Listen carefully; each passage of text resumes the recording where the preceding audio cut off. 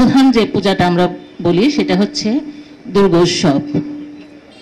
মা 10 হাত, সত্যি নারীরা 10 হাতে সংসার সামলায়, 10 হাতে আমাদেরকে আগলে ধরেছেন। সুতরাং সেই মানুষকে অবহেলা করে আমরা কখনো ঈশ্বরকে পেতে পারি না। আমরা যেন সমাজের প্রান্তিক জনগোষ্ঠী থেকে সুবিধা বিচ্যুত যারা জনগণ আছে সবার যেন মঙ্গল কামনা করতে পারি, সবার যেন উপকার করতে পারি, এটাই হোক আমাদের আজকের আদর্শ। ধন্যবাদ সবাইকে। সনাতনীদের মাঝে এসে দাঁড়িয়েছেন। আমরা আজাদ ভাইকে ধন্যবাদ জানাই।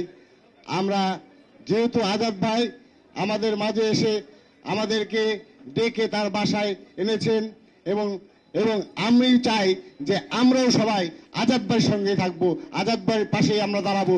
এই বলে আমি আজাদ ভাইয়ের সুস্বাস্থ্য ও দীর্ঘায়ু কামনা করে আমি আমার বক্তব্য শেষ করছি। সবাইকে ধন্যবাদ। উপলক্ষে ফরিদপুর সদর আসনের সাবেক সংসদ সদস্য একে আজাদ, আমাদের আজাদ ভাই কর্তৃক আয়োজিত আজকের এই কাল থেকে মহা ধুমধামে শুরু হবে।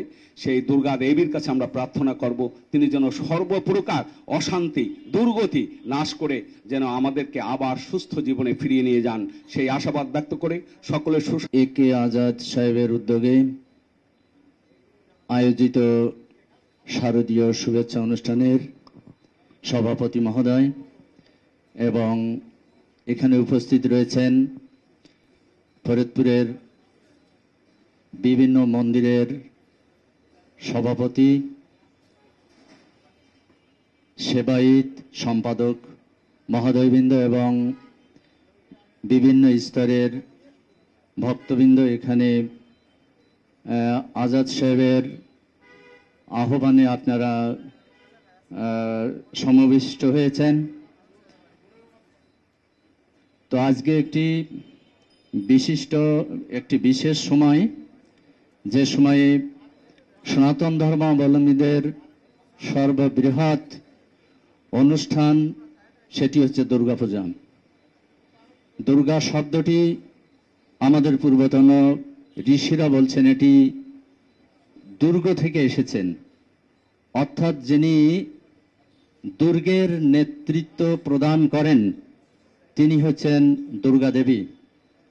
অন্য ক্ষেত্রে আমাদের পূর্বতন আচার্যরা ব্যাখ্যা দিয়েছেন দুর্গা পূজা করলে কি হয়, দুর্গা পূজা করলে দুর্গতি নাশ হয়। তো সেটি হচ্ছে আপনাদের কাছে যারা এখানে এই শুভ সময় বলবো, কেননা সবে মাত্র দুর্গা ষষ্ঠী শুরু, তার মানে পূজা শুরু।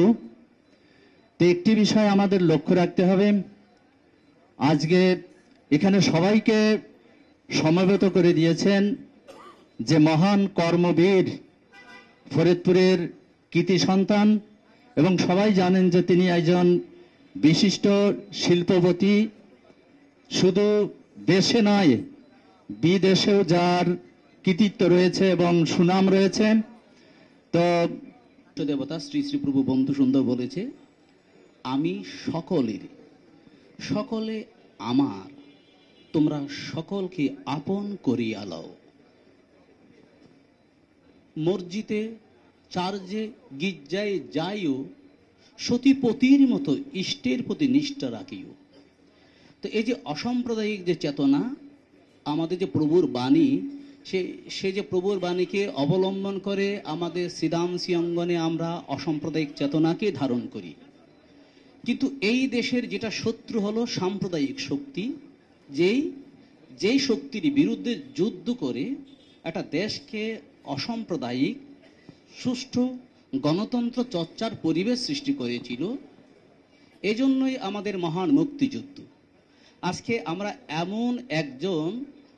এমন একজন প্রতিনিধি চাই যেখানে হিন্দু, মুসলিম, বৌদ্ধ, খ্রিস্টান মানুষ হিসেবে মানবিকতা নিয়ে বেঁচে থাকবে। উৎসব মুখর পরিবেশে আমাদের দুর্গাপূজা অনুষ্ঠিত হচ্ছে, তার মূল কারণ কি জানেন?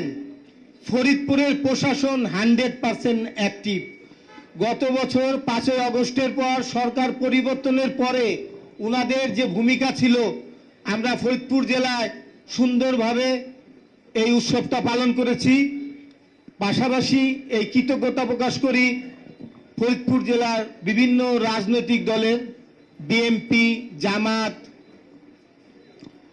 এনসিপি আরো যারা ছিলেন তারা আমাদের পাশে ছিলেন। এবারও আমাদের সাথে তাদের বিভিন্ন মিটিং হয়েছে, তারা আমাদেরকে আশ্বস্ত করেছে। আর একটা কথা আপনাদের জানার দরকার, আমাদের অনেকেই, আপনাদের এখানে অনেকেই দেখছেন, গতকালকে আমরা কিন্তু এই মহেশগঞ্জে গেছিলাম। কারণ কি, বাংলাদেশ পূজা উদযাপন পরিষদ সম্পূর্ণ অরাজনৈতিক একটা সংগঠন, আমাদেরকে আমন্ত্রণ জানাইছে নাইবা আপা, আমরা ওখানে গেছি, ওনাদের ওখানে বক্তব্য দিছি। আজকে আজাদ সাহেব, আজাদ ভাই, আমরা এখানে এসেছি।